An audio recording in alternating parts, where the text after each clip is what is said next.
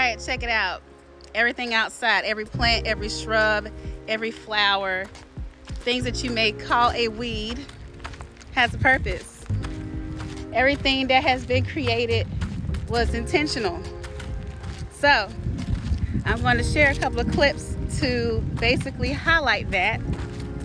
And let me tell you, it has been a beautiful day. So stay tuned, and here we go. See these things right here? This is a form of some cattail. And what's extraordinary about this particular plant is, see where it's sitting at? It's like right off the river, right? Well, check it. One of the benefits of this plant is if you get dysentery, which is not as common as it used to be, I would imagine. But if, you know, most time they got it from drinking contaminated water, whatever.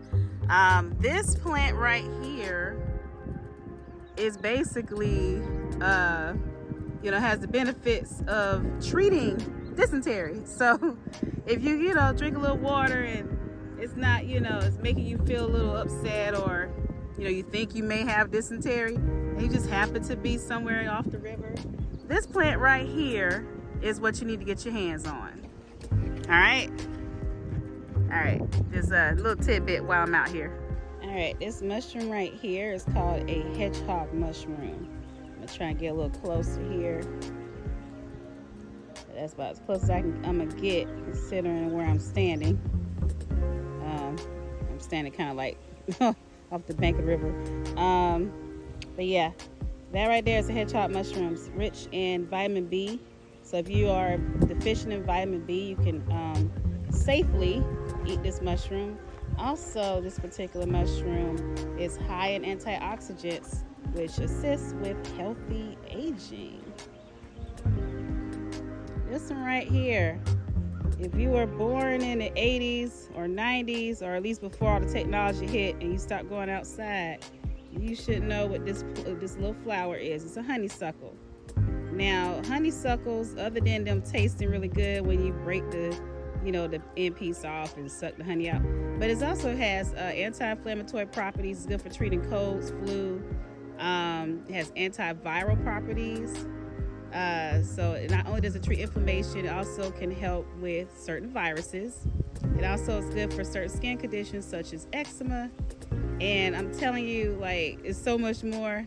But the point of all this is, I want you guys to understand that you got stuff outside in your yard, backyard. You might have a little wooded area in your backyard. I ain't saying to go out there and go looking around, but you don't have a clue what you could possibly have outside that could replace stuff in your medicine cabinet, and it's all natural. All right, this right here is Johnson grass. It's good for people who are anemic, and it has other benefits as well. It helps people that have cholera, if I said that right, related diarrhea. It also has a high energy source content. So, you know, if you are hungry or whatever and need a little famished, you know, grabbing one of these suckers and chew on them. Now, if it's like intense heat or drought, you know, season or whatever, it says do not consume these plants during that time, because at that time they're high in cyanide. So yeah, there you have it. Let's see, it's good. It's got calcium, so it's good for bone health. And I can't remember everything off the top of my head, but this plant right here, if you see it, don't kill it. Or at least, you know, like if you're going to use it, you know, show gratitude, you know, before taking it, but make sure you leave some so it can continue to thrive.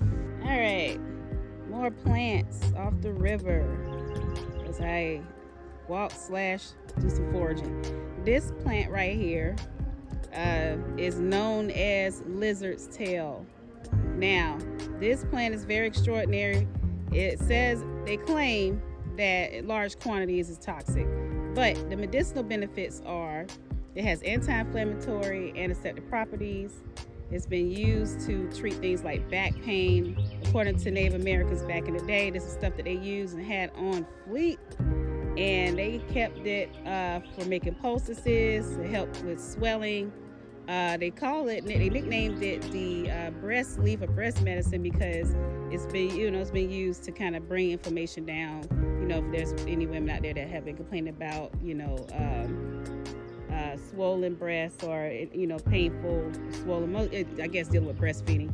But this has many uses for skin, mostly topicals, what I've read over, but it's also good for other things as well. I'm telling you, it is amazing. I have not left this spot because I keep seeing so many plants. But yeah, this is lizard's tail, ladies and gentlemen.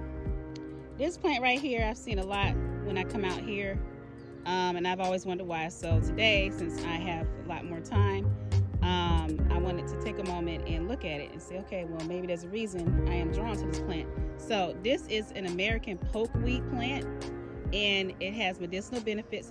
Obviously, it does more than just sit here. And instead of cutting it down, see what it is. So this one here is good for wound healing and joint pain. So Native Americans, the early settlers back in the day, used this plant in all of its pieces, root, leaves, stem, and made it into ointment, salves, and poultices to help with, wounds as well as joint pain. So it has other benefits as well, but this one stuck out to me the most as I be out here on this trail sometimes, sometimes, yeah. So, yeah, I'm going to get my hands on this and grow it. I might be able to do something with it. But, yeah, this is, once again, an American pokeweed plant. It's not a weed if you see this in the backyard. Make sure you take a picture. You got all this technology. Take out your phone, use Google Lens, take a picture, and Google.